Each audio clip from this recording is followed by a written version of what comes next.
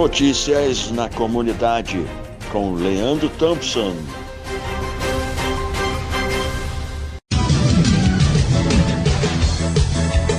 E aí pessoal, tudo bem? Sou eu, Leandro Thompson, chegando aqui no nosso quadro Notícias na Comunidade, 28 de outubro, segunda-feira, vamos que vamos. Olha só, gente, infelizmente ocorreram novas ofensivas israelenses no Oriente Médio no final dessa semana. A principal delas aconteceu ainda na madrugada de sábado, quando Israel atacou o Irã, marcando novas escaladas na violência da região.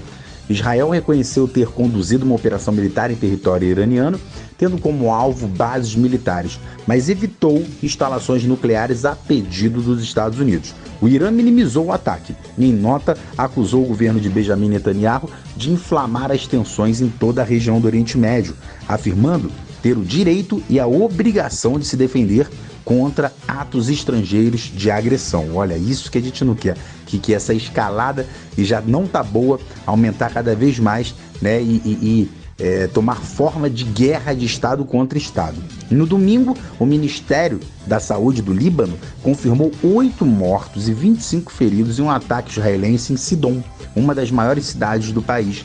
Já a Defesa Civil de Gaza disse que um ataque israelense matou várias pessoas na escola Asma, no oeste ali da cidade de Gaza.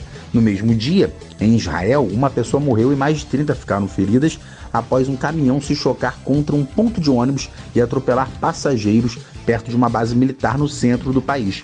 Autoridades policiais investigaram o caso como um suposto atentado terrorista. Já o exército israelense diz que cerca de 75 projéteis foram disparados no Líbano contra o norte de Israel.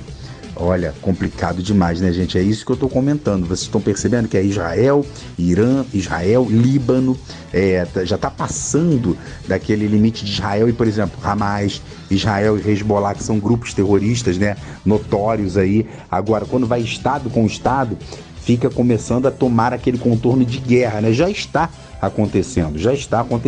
E, infelizmente, quem morre aí no meio, né, quem fica aí no meio disso tudo é criança, mulheres, idosos, civis, né, sofrendo com todo esse movimento militar aí. Vamos falar agora um pouquinho de política. Dentre os 5.569 municípios do Brasil, o PSD e o MDB foram as legendas que mais elegeram prefeitos, além de também terem eleito o maior número, né, de comandantes das capitais, 5 para cada, 5 para o PSD, 5 para o MDB. Olha que interessante, né?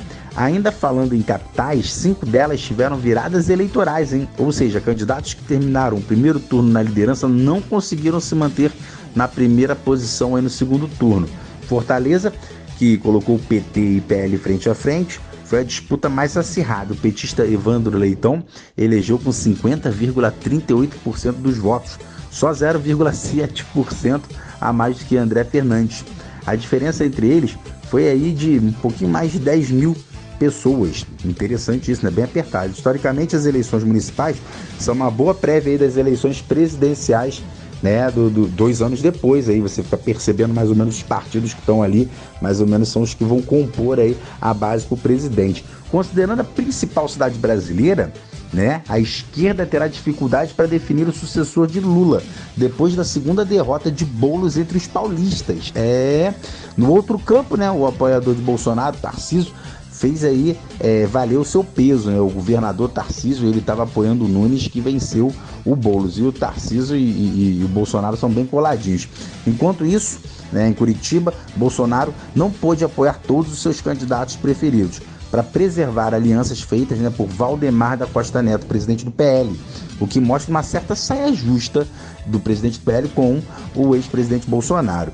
Desde 2016, as eleições municipais mostram uma tendência de inclinação do eleitorado à direita, mas que não impediu Lula de voltar à presidência agora em 2022, que agora, né, procura um novo líder enquanto Bolsonaro continua inelegível, né? Agora você vai perceber aí, daqui a 2 anos, em 2024, em 2026, a próxima eleição presidencial, como é que vai ser a situação? Será que o Lula vai, mesmo com a idade avançada aí, ser candidato à reeleição?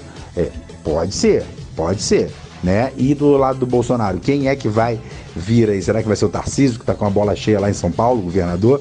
Vamos acompanhando essas cenas aí. Falando agora um pouquinho aqui da nossa cidade, né? Após tratativas com o Ministério Público do Estado do Rio de Janeiro, Nova Friburgo aprimora a regulamentação sobre prevenção e repressão à poluição sonora e à ocupação irregular do espaço público.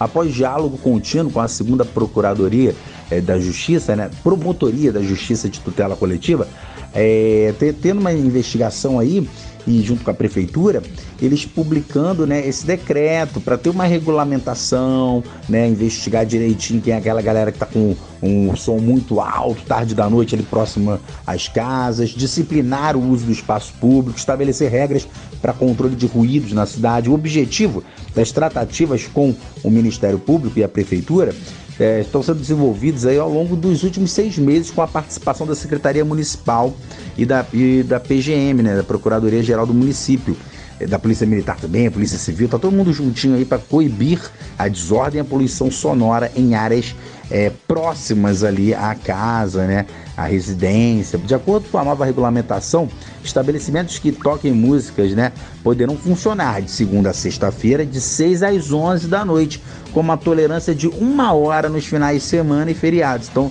final de semana com música ao vivo pode até meia-noite. O horário será aí, né, às vezes, eles estão estudando em decreto, chegar até no máximo 1 da manhã, ali da madrugada, quando é feriado, sabadão, final de semana. Com a mesma tolerância, tem que ter aquela tolerância conforme o decreto, né, dos decibéis, tem que ver direitinho como é que tá o decibel. Não sei como é que os caras vão controlar isso, né, mas realmente você ficar ali ao lado de uma casa noturna, de um show que tá muito alto, pô, às vezes muita gente trabalha ao sábado, quer descansar à noite, né? Só tem um domingo para poder acordar mais tarde, quando tá aquele somzão, incomoda realmente. Então é interessante ter uma regulamentação e ao mesmo tempo também não pode ser uma coisa muito rígida, que também tem a galera que quer escutar uma música ao vivo no barzinho no sábado, tem que chegar no contraponto aí, um meio termo e todo mundo ficar feliz. Vamos que vamos, galera, vamos falar um pouquinho de futebol.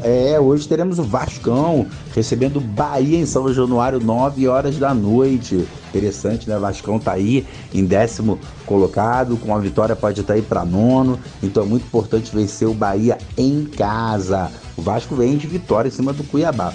Teremos também, né, na quarta-feira, 7 horas da noite, também pelo Campeonato Brasileiro, o Flamengo indo lá em Porto Alegre jogar contra o Internacional às 19 horas, 7 horas da noite. Também na quarta-feira, um pouquinho mais tarde, 9h30, teremos o jogo da volta, Botafogo em Peñarol. Botafogo vai lá na casa dos caras, o Ministério Público lá do Uruguai já falou que não vai ter a torcida do Botafogo, vai ser um jogo de torcida única para evitar uma confusão. Infelizmente, tivemos muita confusão com a torcida do Peñarol no Rio de Janeiro e o Peñarol tomou uma goleada de 5-0, então os ânimos estão acirrados. Então, para evitar uma confusão maior no Uruguai, será um jogo de torcida única, infelizmente, né? Porque a torcida do Botafogo tá empolgada aí com a Libertadores, com essa possibilidade de chegar à final aí, de ter um título inédito. E vamos ver, mas se é para preservar a vida, melhor que seja com uma torcida única mesmo. E na sexta-feira, 9 horas da noite, pelo Brasileirão, Fluminense recebe o Grêmio no Maraca. É isso aí, galera, eu vou ficando por aqui, mas amanhã eu tô de volta no nosso quadro Notícias na Comunidade. Um forte abraço.